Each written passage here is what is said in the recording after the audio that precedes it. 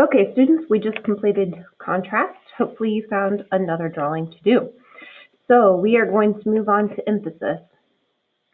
Emphasis can use contrast, but you're creating one area to really pop, to catch your attention. So here I have a lot of stuff going on. There's a lot of variety. But with this, it's almost where you're really kind of focusing on unifying everything with one single just pizzazz. So here are actual definition says emphasis refers to an area or the area of an artwork that dominates attention. It draws interest. It's often the place a viewer should look first. So we are making the choice as an artist to tell people where we want them to look. And this is the tool we use. Artists can create emphasis by contrasting, there's that word from before, the elements of art, such as color. So real pale colors and one really intense color. Shape.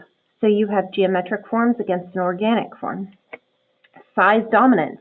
So one large area against smaller areas. Detail. So having a heavily detailed area versus real simple areas. Contrast. We have contrast happening here in the dark versus the light, the cool color versus the warm color, the larger size against the smaller size. We could also use emphasis in terms of isolation. So we have these little clusters versus one big shape, even though they're all the same shape. So down here, looking at The Night Watch by Rembrandt, it's a mostly dark painting. This is another Baroque painting, just like we looked at for contrast as well. Hopefully on your screen you can pick it up more, but you can most certainly see the light areas that you're supposed to look at. This is another artwork we will end up looking at later on.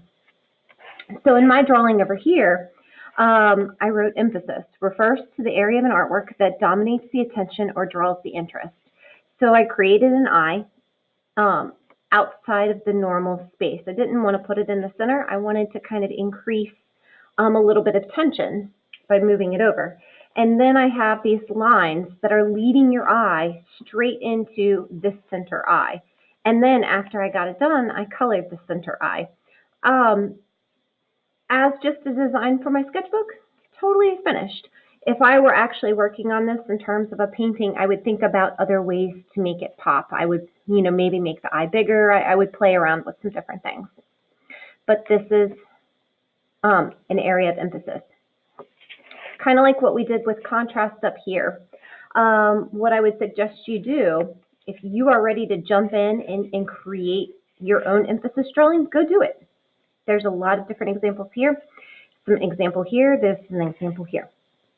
If you're a little stumped, please go ahead and do that Google search, Google Principles of Design, and type in the word emphasis and see what you come up with and see what kind of speaks to you that helps kind of express this idea to you.